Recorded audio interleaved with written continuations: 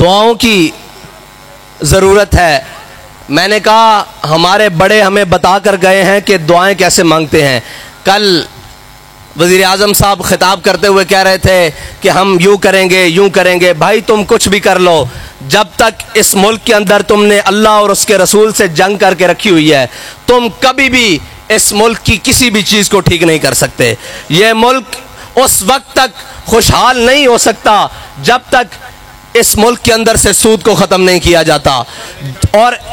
اس وقت تک یہ ملک دنیا کی آنکھوں میں آنکھیں ڈال کر بات نہیں کر سکتا جب تک اس ملک کے ذمہ داران اور اس ملک کی قوم اور اس ملک کے جناب تمام ادارے وہ کھڑے ہو کر یکجا ہو کر اپنے آقا و مولا کی ناموس کے لیے بات نہیں کرتے، عملی اقدام نہیں کرتے۔ یہ ملک ہمارے بڑوں نے ناچ گانے کے لیے نہیں بنایا تھا، ہمارے بڑوں نے اچھلنے ٹاپنے کے لیے نہیں بنایا تھا۔ یہ ملک ہمارے بڑوں نے جب بنایا تو اس ملک کو بناتے ہوئے انہوں نے نعرہ لگایا تھا کہ پاکستان کا مطلب کیا، لا الہ الا اللہ، دستور ریاست کیا ہوگا۔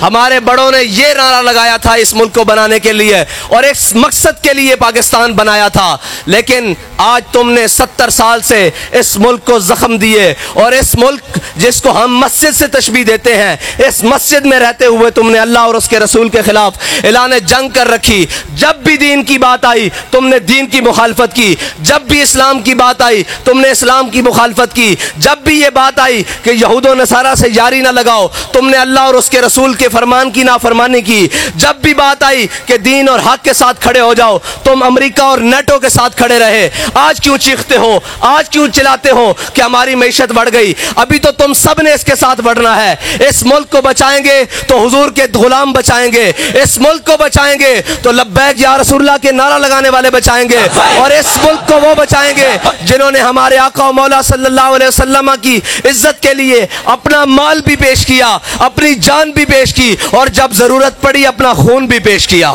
یا رسول اللہ لبیک لبیک